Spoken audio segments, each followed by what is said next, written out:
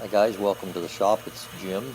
This is the Machinist Jack giveaway video. I'm making one of them right here in the video, and I've got the second one I'm going to make and give away a pair of these Machinist Jacks. I use one every time I part off on my Grizzly lathe, and I've got a video somewhere, go look for it if you're interested, where I show how I use it. I use this jack to support underneath of the tool holder on my quick change tool post on my Grizzly lathe, and it really makes a huge difference when you're trying to part on the lathe. It reduces the chatter. There's so much stick out and tool hanging over on that configuration that this really solves a big problem. A lot of guys do a mod to the swivel on the compound, and that helps too. I've got an extra bolt that I put in it, but this is really cat's meow when it comes to solving that problem. I mean, it's still a concern, but this really helps. And there's all kinds of other places to use this if you've got a milling machine, or probably bench work even on a surface plate or whatever. Anyway, we're cutting the stock here with the bandsaw. It's just my cheap, bought this at Northern Tool or Northern Hydraulics. It's basically just like all the other cheap ones you see at Harbor Freight or Canadian Tire, wherever. And then here I stuck this in there. I ended up cutting 3 of these because the second one that I cut was too dang short. And so I cut a third one. Well, my 6-inch long piece of stock started to get a little short, hard to hold in the vise there. So this is my little tip for the day, is adding the extra piece of stock behind at the other end of that vise jaw. Helps keep it parallel, and that way it'll hold that piece when it's pretty short. So here I'm grabbing it with the paper towel because by this point that stuff's starting to get a little bit warm. And I like grabbing it before it cuts it off and falls in the garbage can.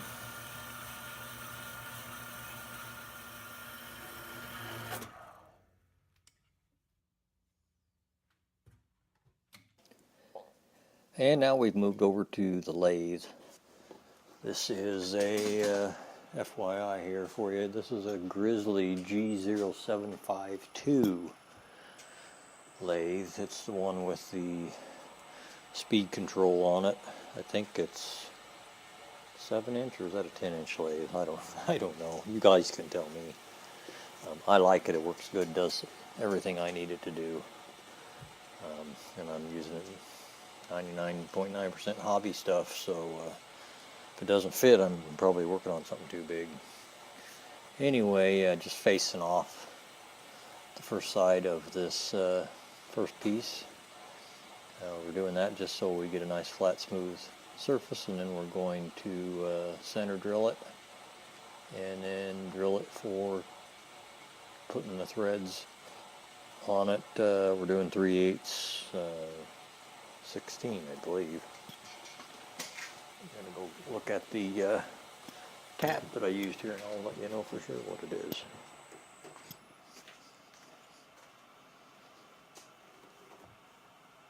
Yeah, it's a 3/8 16 bolt that we're putting in the top of it eventually here.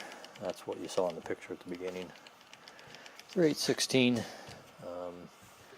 So pulling out the I had the dead center in there. Forget what I was working on earlier, but pulling that out, putting in the my keyless chuck, and we'll get the center drill in here, and center drill or spot drill. I don't. Is there a difference? What's the difference? Somebody leave me a comment. Oh, and by the way, for this contest, the giveaway. According to the way, I'm going to do it just like Stephen Lang did. That's who I watched, and I'll see if I can find a link to his channel and put that in the video, just because that's where I got the idea, so I'm going to give him a little credit and send some people his way. He's probably got more subscribers by now than I do, and I've got 300 or something, but I thought, what the heck, it keeps me in the shop. Anyway, is this center drill or spot drill? So for the contest, you need to be subscribed to my channel and leave a comment on this video. And I think like maybe next Monday, I'll cut off the comments, and just kind of going to be random. So if it comes to Monday and you still want to get in, go ahead and subscribe and comment, and at some point Monday, probably Monday evening, I will go through the list of comments and randomly pick one, and we'll have our winner. And since I'm not strictly a machining channel, I'm also doing some hobby RC stuff. We race RC trucks in the backyard on a little dirt oval, and I do one of my favorite things is the converting RC, like toy Tonka trucks, to radio control. And so if you're into that stuff, let me know. And if you're running a Dromeda truck, I'm going to offer those guys a pinion and a spur gear, because that seems to be a pretty popular thing to break on these. Otherwise, a pair of these Machinist jacks.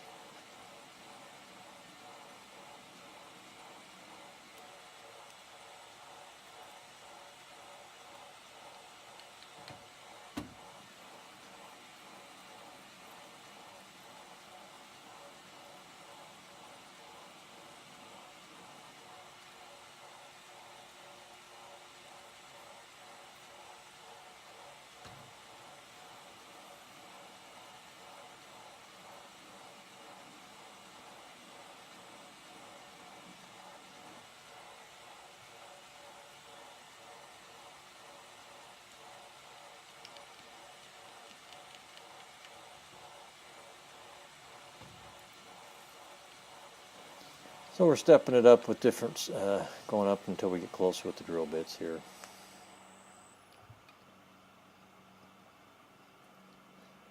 You can see right there, without me in the way, on that quick change tool post, I put this jack right underneath of the black part of the tool holder, not under the tool itself, but under the tool holder. I don't have one there now, so you'll have to try to visualize that, but that's where I use it primarily. I really haven't used it much in other places yet, but just probably haven't gotten there. Be real handy on the mill if you were working on a really long piece. Actually, I think I did use it on the mill one time to support the part when it hangs way out of the vise. And I think this is the last step here.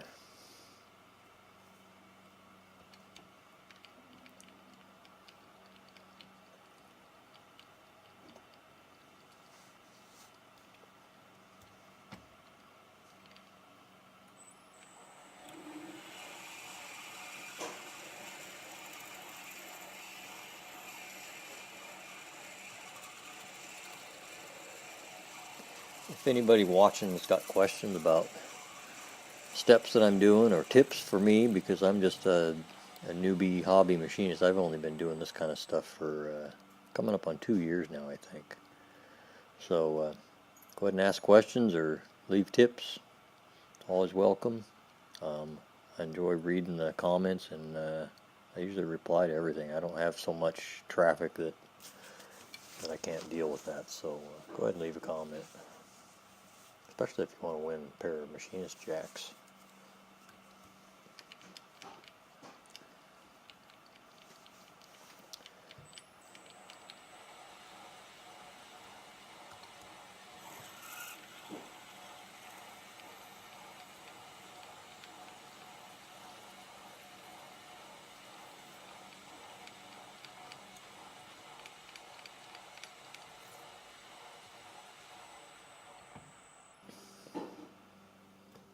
Well, we're finally done drilling the hole out. We're ready to start tapping here. And the way I decided to do it this time was just to put the tap directly in the keyless chuck, and then I just leave the machine off and turn the 3-jaw by hand. And I just do this enough to get a couple of threads started so I know that it's straight. And then I'll take it out of the lathe and take it over to the bench vise and put a tap handle on that tap and finish it there. So here I'm just spinning the 3-jaw and backing it up to clear the chips. Just doing it enough to get a couple of threads. That way the tap is going in nice and straight by this point. So now here I'm at the bench, just have that thing clamped in the vise and just turning the tap handle by hand, old-fashioned way. I don't have one of those tap thingamajigs. That'd be kind of neat. I'd like to try that. And if anybody's got one, let me know if you like it. Do you use it? Is it more setup or problem, or is it quick and easy and it works good? It looks like it should hold things square, but I don't really know. I've never used one. I don't quite understand exactly how they're supposed to work. Be neat to see one in use.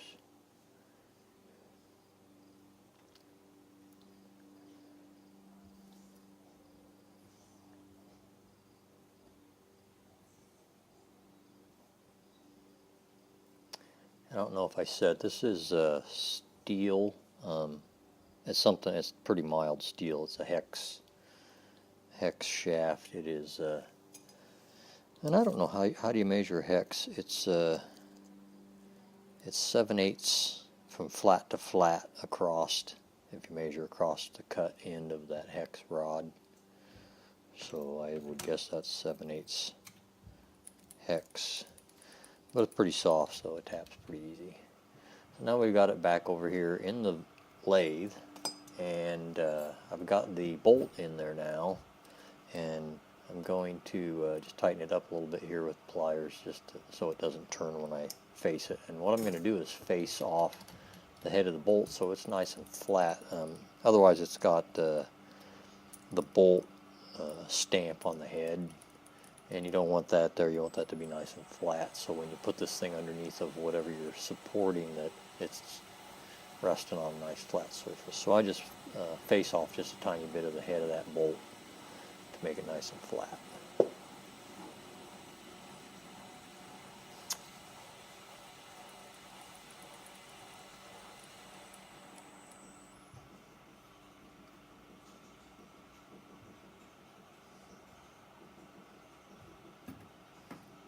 I'm using recently, well, not recently, but haven't been using them for very long. I bought some of the carbide insert tooling, and I'm pretty happy with it. You don't have to sharpen it. I started out, and I suggest everybody do that too, started out making, sharpening my own high-speed steel, and I think that's part of the education. I think it's worthwhile doing that, and there are still a few times and reasons why I use high-speed steel. Like if I'm working with softer materials, it seems like that's much easier. With the harder stuff, though, I like using the carbide. Just doesn't seem like I have to sharpen it as much, or at all, really. I'm not really sharpening any of it yet. I do have some carbide insert parting tools, and I do sharpen those with a diamond hone, and that makes a big difference too.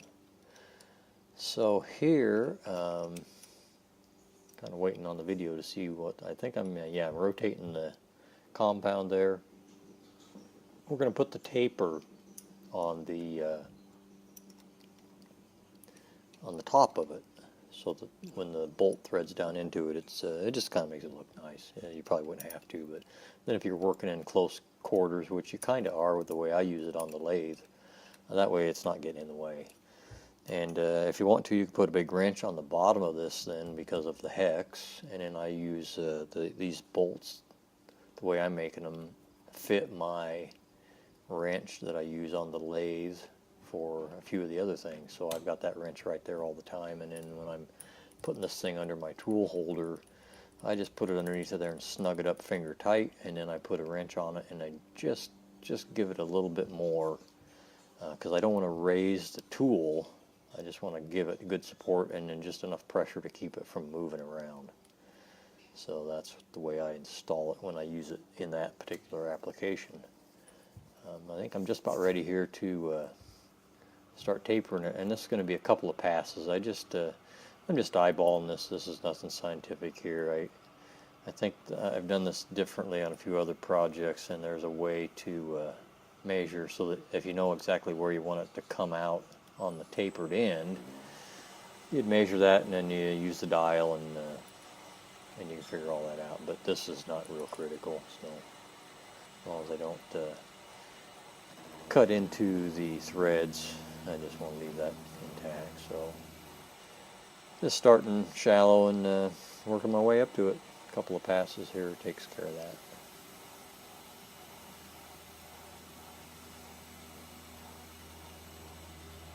And I didn't even measure the angle there. I just eyeballed that, turned the saddle, or turned the compound to what looked pleasing, what I thought was going to work. Put it in there. I like to do about halfway down the unit. This one, the first one here, it looks good. It's not halfway, but it looks fine.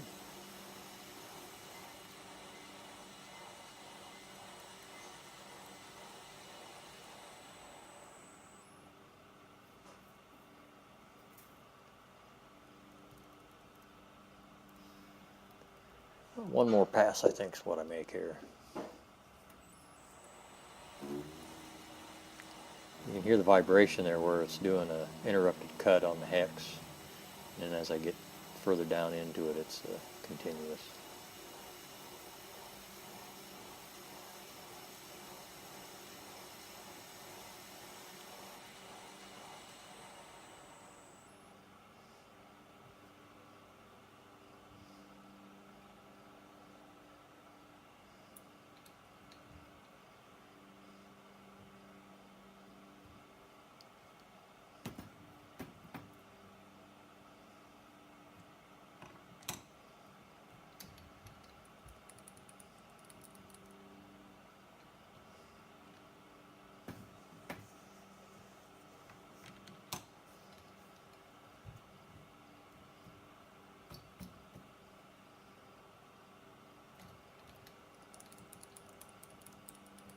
Going to put a little bit of a chamfer on the end of that now. Get rid of that burr.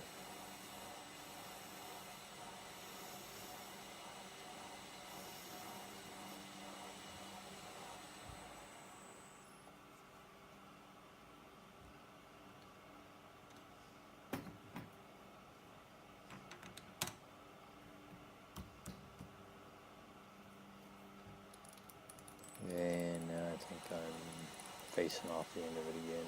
Don't think I needed to do this, but felt like it was just a tiny bit rough after peeling off the bevel. So just going to face off the end of it a little bit, and we'll be done with that.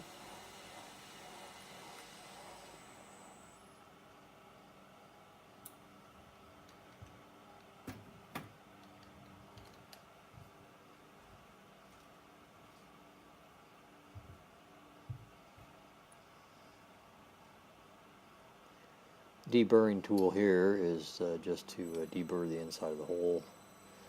And this is the thing I like about this lathe with speed control on it. I turn the crank, I put a little crank handle on mine. It comes with a plastic knob, and I turn the speed way down, and you can do stuff like that and file. So I think here I'm filing it off. So I don't know exactly how you do that. You can change belts. But like the 0602, I think, is the same model without the VFD frequency drive, like mine, and I don't think you have the same speed control. You can't just spin that knob and slow it way down. And I use that all the time. That's just, I wouldn't have this lathe if I didn't have that on it. And I didn't have any experience. I just thought, man, that sounds like a good idea to me. And man, I can't. And guys buy these things and then they do it aftermarket, but I don't think they're saving any money doing it that way. If you like doing that stuff, that'd be great, but I wanted something I could use right out of the box. I'm happy with the lathe. It really works nice. I like it. And I've got it turned around. That's the bottom end of it now. We're just going to face off the bottom. I haven't done anything on the bottom of it yet at this point, so we're facing off the bottom to get rid of the saw marks from cutting it off in the bandsaw. And that's about it. So subscribe if you haven't already. Leave a comment on this video. And next Monday I will go through the list and at random pick one of the comments, and you'll be the winner of a pair of Machinist jacks. All I do to it at this point, pull it out of there, and I take it over to the buffer and polish it just a little bit, and put the bolt in it, and that's a Machinist jack. So good luck to everybody, and thanks for watching. Thanks for being a subscriber. If you've got any questions or other comments, please leave them in the comment section, and we'll have another video for you next Monday. Thanks for watching.